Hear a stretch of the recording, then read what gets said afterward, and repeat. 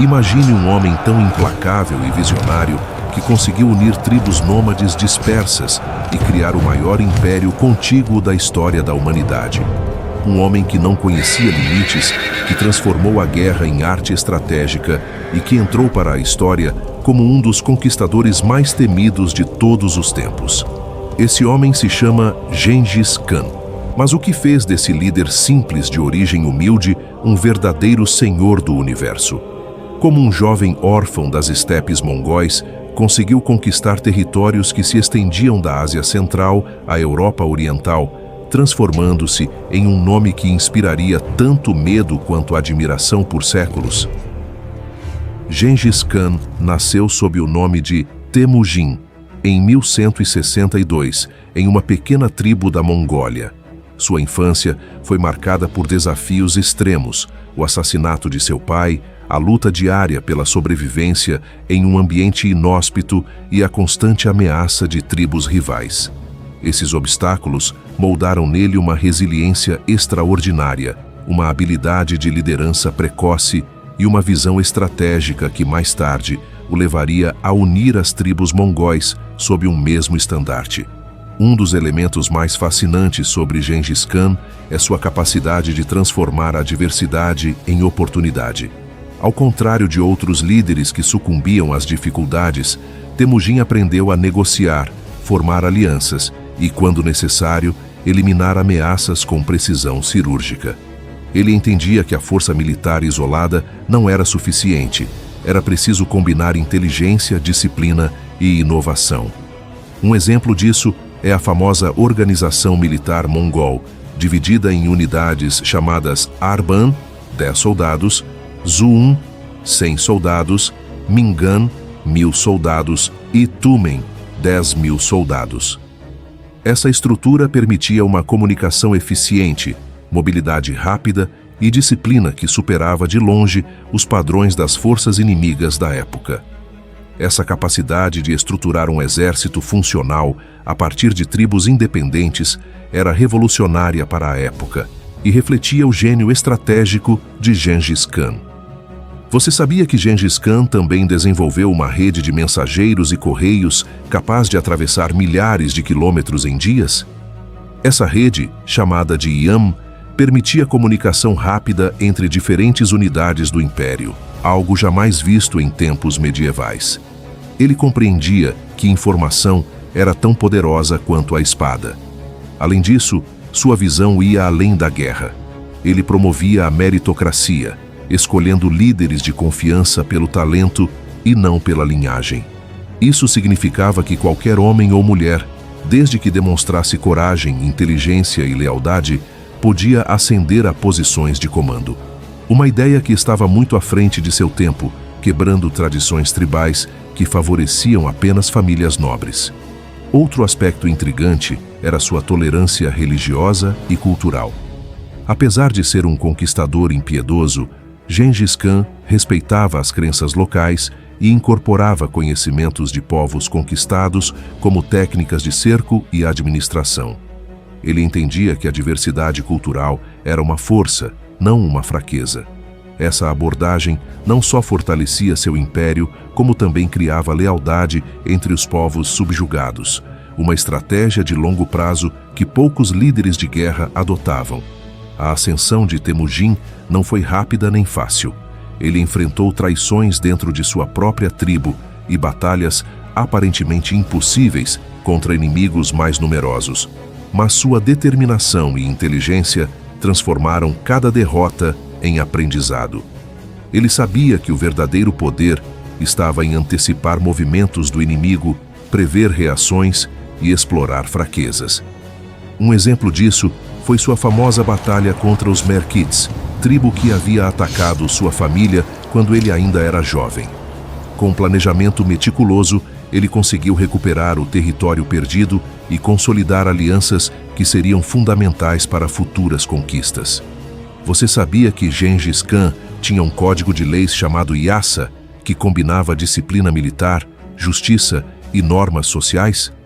O Yasa era secreto e imposto de maneira rigorosa, garantindo ordem dentro do império e estabelecendo punições severas para traições, mas também oferecendo proteção aos inocentes.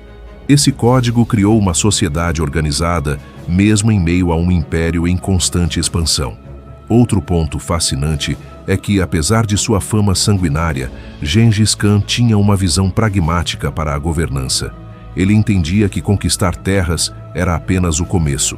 Mantê-las exigia administração, infraestrutura e diplomacia. Ele incorporava talentos de diferentes povos, desde matemáticos persas até engenheiros chineses, criando um império eficiente e multicultural que prosperou muito além de suas campanhas militares. A primeira grande vitória de Temujin ocorreu quando ele conseguiu unir as tribos mongóis sob sua liderança. Após uma série de alianças estratégicas e confrontos decisivos, ele se tornou Gengis Khan, que significa líder universal. Foi nesse momento que nasceu o mito. Não mais apenas um guerreiro tribal, mas um senhor do universo, pronto para transformar o mundo conhecido. A magnitude de sua ascensão é quase inimaginável.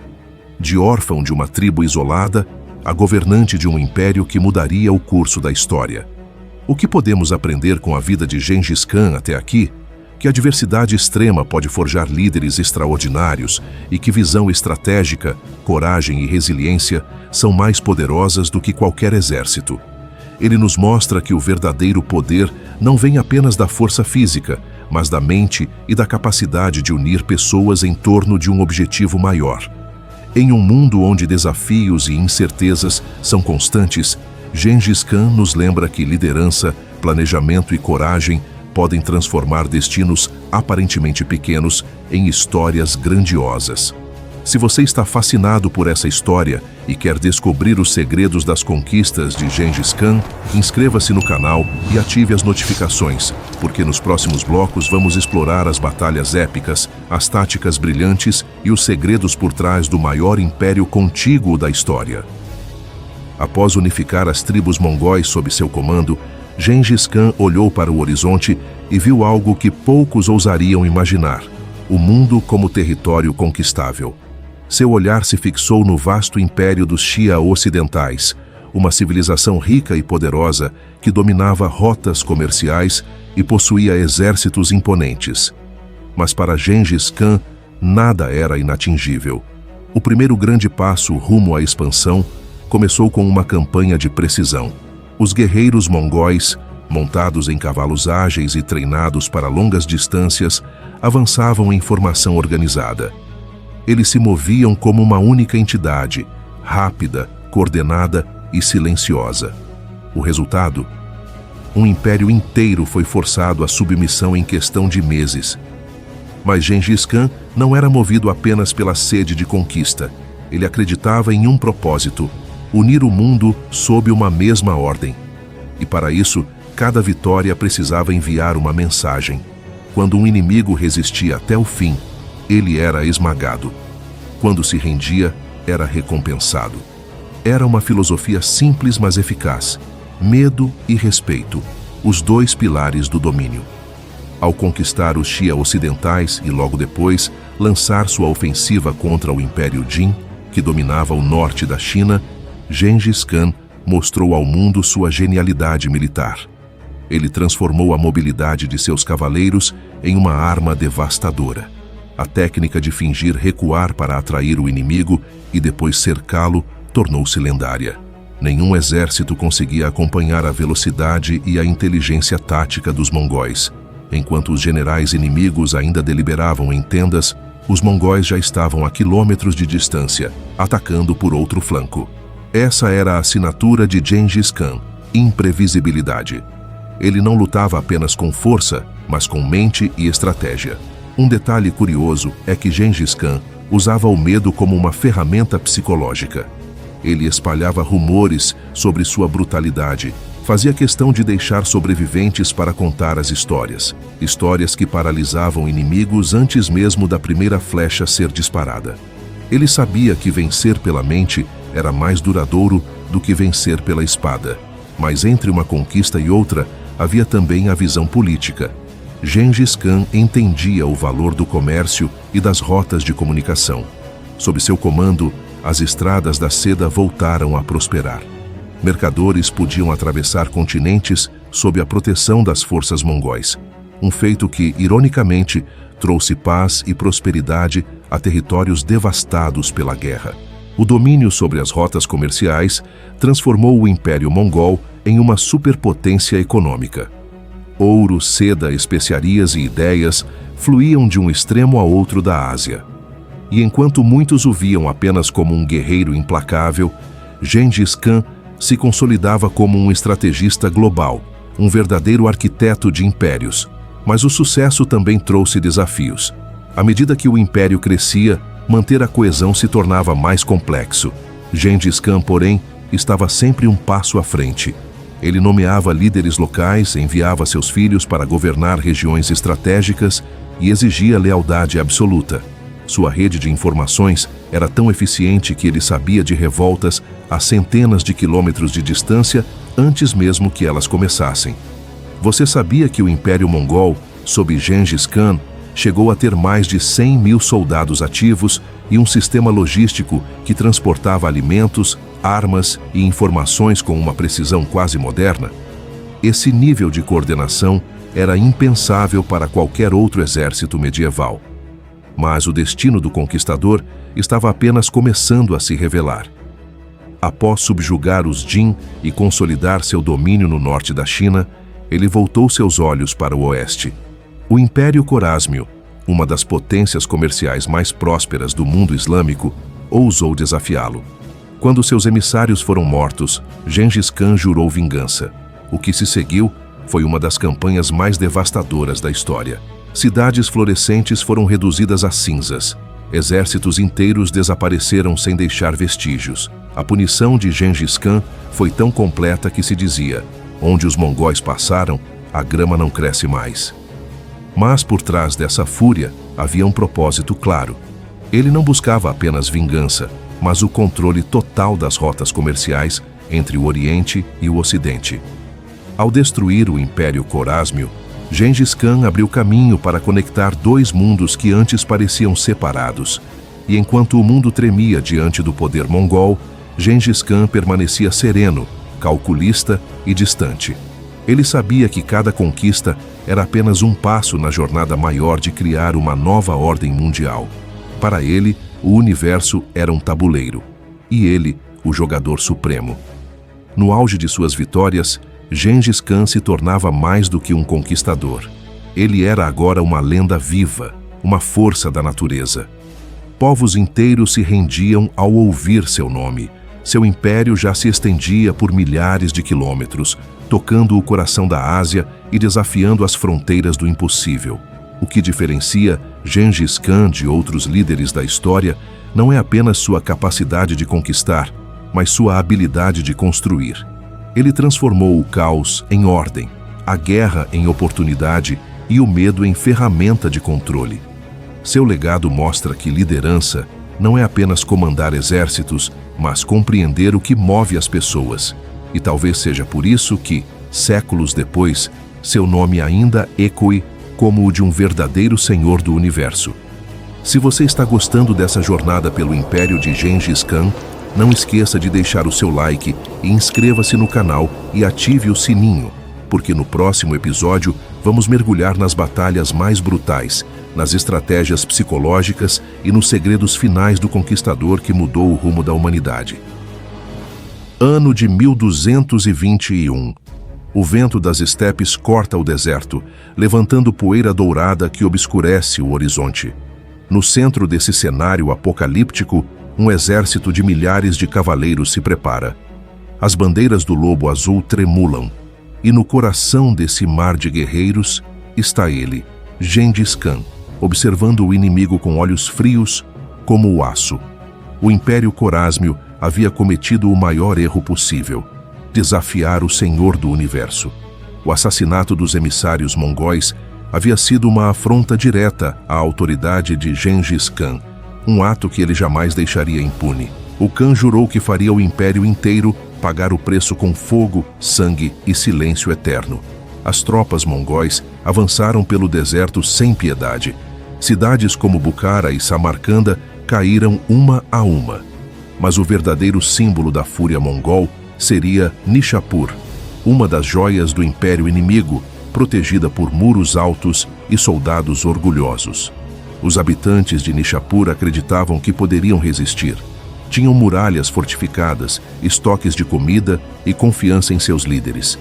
Mas eles subestimaram o inimigo.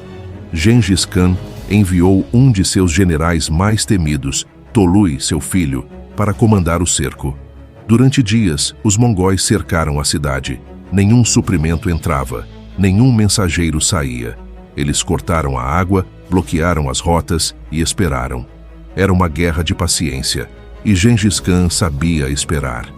A fome começou a corroer a resistência dos inimigos, mas Nishapur ainda não se rendia. Foi então que Gengis Khan ordenou o ataque total.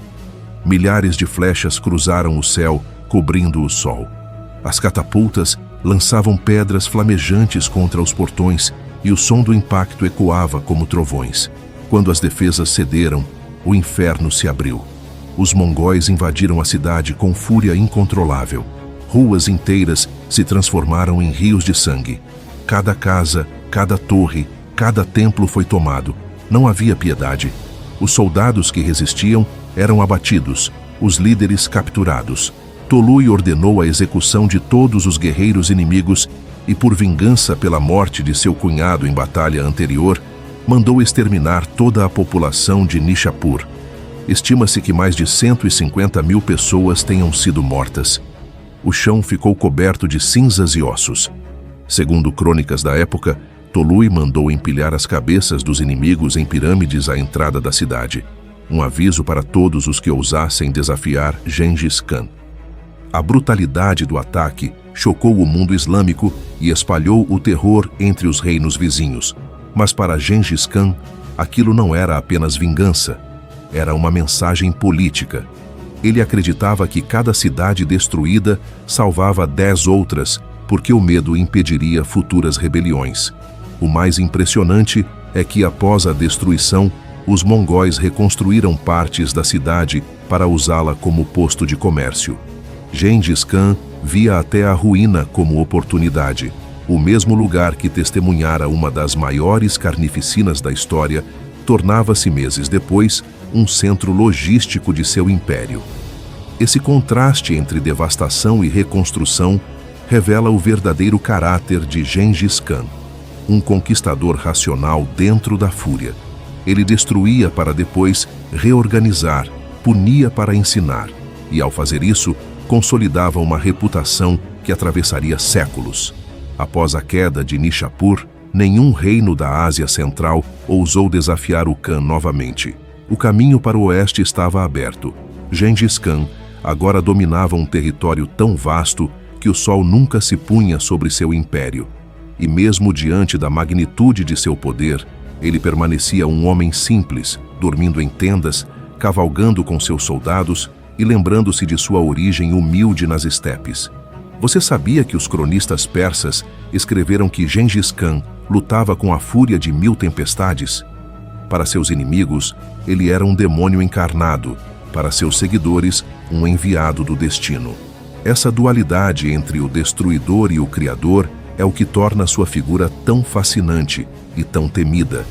O cerco de Nishapur não foi apenas uma batalha brutal, foi o símbolo máximo do poder mongol, a união entre disciplina militar, terror psicológico e estratégia absoluta.